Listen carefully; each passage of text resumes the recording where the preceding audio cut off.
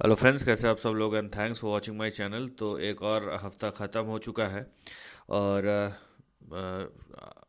जब हमने पिछले हफ्ते डिस्कस किया था निफ्टी और बैंक निफ्टी के बारे में, तो मैंने ये बोला था कि कंफर्मेशन के लिए आप वेट कीजिए। और अगर ये हम इस हफ्ते का क्लोजिंग देखते हैं, जिन्होंने नहीं देखा है वो पिछले हफ्ते का वीडियो देख सकता है। तो यहाँ पे देखिए, ये फ्राइडे का क्लोज है निफ्टी का 102 पॉइंट नीचे, लगभग लगभग आधा परसेंट। और वहीं जो बैंक निफ्टी है 260 पॉइंट नीचे, आधा परसेंट यहाँ पे आपको नीचे दिखाई देगा। और जहाँ तक ओवरऑल हफ्ते की बात हो, यहाँ पे देखिए निफ्टी जो है 544 पॉइंट, लगभग 2.32% की गिरावट। वहीं पे बैंक निफ्टी में पिछले 5 दिनों में 1000 पॉइंट, लगभग लगभग 2%। तो चाहे निफ्टी हो या बैंक निफ्टी हो, दोनों ही पिछले 5 दिनों में और 5 ट्रेडिंग सेशन में नीचे गए हैं। और यहाँ पे आपको गिरावट ही दिखाई दिया है। तो इसका मतलब ये है कि जो बाउंस बैक जो हो रहा था, उसकी सस्टेनेबिलिटी जो है वहाँ पे अभी भी क्वेश्चन मार्क लगा हुआ है। अनलेस कि कुछ स्टॉक ऊपर जाना शुरू हुए थे, लेकिन ऐसा कुछ स्ट्रेंथ दिखाई दे नहीं रहा है। ठीक है। और पिछले एक महीने में आप देखिए, ये जो बाउंस बैक यहाँ पे आया था लगभग लगभग 27 जनवरी से लेके 4 फरवरी तक, उसका कहीं ना कहीं आपको निफ्टी में पिछले एक महीने में रिवर्सल होता हुआ दिखा है। वहीं बैंक निफ्टी में भी रिवर्सल तो हुआ है, लेकिन उस तरीके से नहीं जैसे निफ्टी में हुआ है, क्योंकि बैंक निफ्टी अभी भी, अगर हम एक मंथ का प्राइस परफॉर्मेंस देखेंगे तो 370 पॉइंट ऊपर है, जबकि निफ्टी जो है 246 पॉइंट नीचे है। तो कहीं से भी स्ट्रेंथ दिखाई नहीं दे रहा है। हाँ, आप अगर रिलेटिवली बोले तो बैंक निफ्टी निफ्टी से थोड़ा ज़्यादा स्ट्रांग है, लेकिन जो स्ट्रेंथ है इंडिविजुअल इंडेक्स का, वो या फिर आप जो डायरेक्शन है वो डाउन साइड के तरफ ही है, ना कि अप साइड के तरफ। यहाँ पे अगर हम सेक्टोरल परफॉर्मेंस देखेंगे, इस हफ्ते का जो क्लोज है, आखिरी दिन का जो क्लोज हुआ है, आप देखिए अक्रॉस द बोर्ड गिरावट। चाहे निफ्टी ऑटो देखिए 1.25%, उसके बाद निफ्टी एफएमसीजी देखिए आधा परसेंट, निफ्टी आईटी फ्लैट था। ठीक है, फ्लैट टू नेगेटिव।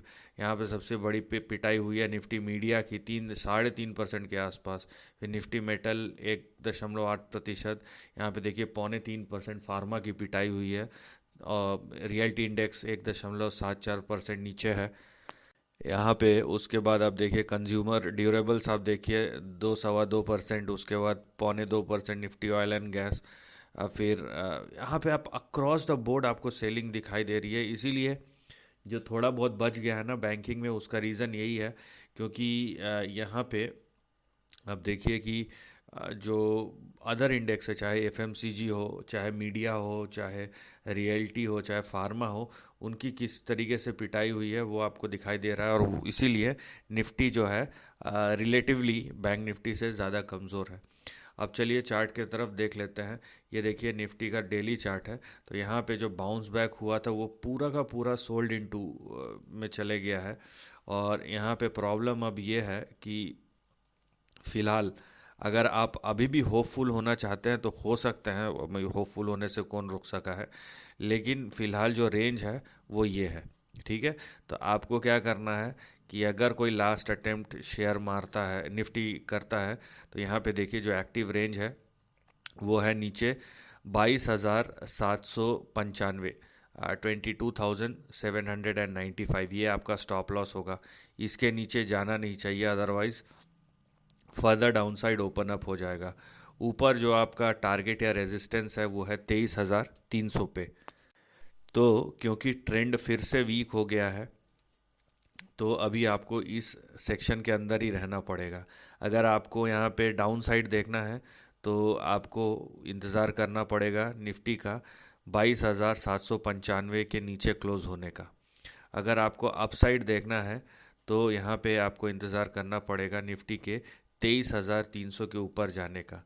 अगर ये 23,300 के ऊपर जाता है, तो अपसाइड जो है फ़िलहाल हम रिस्ट्रिक्टेड ही रखेंगे। और जो मैक्सिमम आप एक्सपेक्ट कर सकते हैं निफ्टी में, वो क्या एक्सपेक्ट कर सकते हैं, अगर उसमें भी कंडीशन है, अगर 23,300 के ऊपर क्लोज हुआ, तो देखिए 23,800 और 23,900 ये आप एक्सपेक्ट कर सकते हैं। वहीं नीचे अगर निफ्टी जो है 22,795 के नीचे क्लोज हुआ तो यहाँ पे देखिए अगला जो सपोर्ट खुलेगा वो 21,934 और 21,787 ये लेवल पे खुलेगा। तो प्रॉब्लम यहाँ पे ये बन रहा है कि निफ्टी जो है जो क्लोज हुआ है, एक तो नेगेटिव क्लोज है, वीक क्लोज है, नेगेटिव भी है और वीक भी है, लेकिन इस रेंज के अंदर है अभी भी। अगर इस रेंज के नीचे जाता है तो ये ओपन अप होगा, और इस रेंज के ऊपर जाता है तो यहाँ पे ये अपसाइड होगा। उसके बाद क्या होता है उसके बाद देखेंगे, जब होगा तब देखने की बात है। लेकिन प्रॉब्लम अभी ये है कि ये एक रेंज में फंस गया है, और यहाँ पे अगर आप प्रोफेशनल नहीं है तो आप दूर रहिए ऐसे चीज़ों से जहाँ पे समझ में नहीं आता, हमको पता नहीं हम प्रोफेशनली मैनेज कैसे करें, ऐसे चीज़ों से प्लीज़ आप दूर रहिए। क्योंकि ऐसे मूव्स जनरली अगर ये रेंज में फंस गया तो ये फिर ऑप्शन सेलिंग में चले जाएगा, और वहाँ पे प्रीमियम जो है ऊपर जाने पे भी घटेगा और नीचे जाने पे भी घटेगा, इस तरीके के सिचुएशन बन जाते हैं, राइट। तो ये थोड़े ट्रिकी सिचुएशंस होते हैं, क्योंकि बायर नीचे से आएंगे और सेलर ऊपर जाने नहीं देंगे, और ट्रैप हो गया तो बहुत बड़ा दिक्कत हो जाएगा यहाँ पे। आप बैंक निफ्टी देखिए, लगभग लगभग निफ्टी जैसा ही ट्रेंड है, लेकिन निफ्टी के जितना नहीं गिरा है, मैं ये सेक्शन की बात कर रहा हूँ। लेकिन फिर भी जो क्लोज़ हुआ है वह वीक क्लोज़ है और ख़राब क्लोज़ है, क्योंकि ये जो रेंज है उसके नीचे क्लोज़ हुआ है, ठीक है। तो जो क्लोज़ है चाहे निफ्टी हो या बैंक निफ्टी का, दोनों ही कमज़ोर है और ऐसा नहीं होना चाहिए। तो यहाँ पे जो क्लोज़ हुआ है बैंक निफ्टी में, देखिए अभी फ़िलहाल 3 रेजिस्टेंस लेवल है। कौन कौन से हैं? वो है 49,696, 49,696, फिर है 50,266 और फिर है 50,673। तो जब तक बैंक निफ्टी 50,673 के ऊपर क्लोज़ नहीं होता है तब तक आप यहाँ पे अपसाइड मत एक्सपेक्ट कीजिए। फ़िलहाल ये जो एंटायर रेंज है 49,696 से लेके 50,673 तक, ये आपका रेजिस्टेंस जोन है। और अगर निफ्टी बैंक जो है 49,696 के नीचे ही ट्रेड करता है तो फ़िलहाल आपका जो सपोर्ट होगा अगला, जो कि कर रहा है, तो आपका अगला सपोर्ट 47,900 पे है। अगर बैंक निफ्टी 47,900 के नीचे भी चले जाता है, अगर उसके नीचे क्लोज हो जाता है, तब यहाँ पे आपको further up down side open हो जाएगा, और उस केस में अब देखिए 46,000 भी, 46,100 भी ओपन अप हो सकता है 47,900 के नीचे। तो यहाँ पे कुछ चीज़ें आपको ध्यान रखनी है। वहीं अपसाइड पे अगर 50,673 के ऊपर जाता है तो ये सेक्शन जो है वो एक्टिव हो जाएगा यहाँ पे, जहाँ पे मैक्सिमम जो आप एक्सपेक्ट कर सकते हैं वो होगा 53,400 से लेके यहाँ पे 54,448 तक।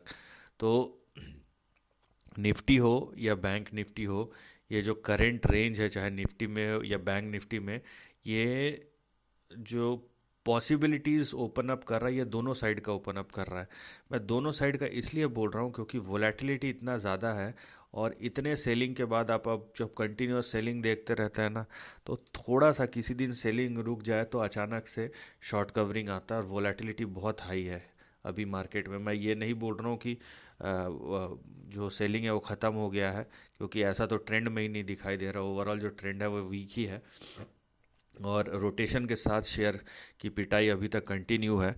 और जब तक यहाँ पे कोई बड़ा रिवर्सल दिखता नहीं है ओवरऑल मार्केट में, तब तक ये बात करना फूलिश होगा कि ये ऊपर जाने लगा है या ऐसा कुछ। जब जाएगा तब बोलेंगे जाएगा, जब नहीं जा रहा है तो जाहिर सी बात है बोलेंगे नहीं जा रहा है। लेकिन जो चीज़ आपको करना है, चाहे निफ्टी हो या बैंक निफ्टी, दोनों रेंज में है, तो जब तक रेंज से बाहर ना निकले या नीचे के तरफ या ऊपर के तरफ, तो आप डायरेक्शन डिसाइड मत कीजिए। तो यहाँ पे फ़िलहाल जो क्लोज़ है वो वीक क्लोज़ है, लेकिन आपको डायरेक्शन के लिए वेट करना पड़ेगा। So this is the end of the video, thanks for watching.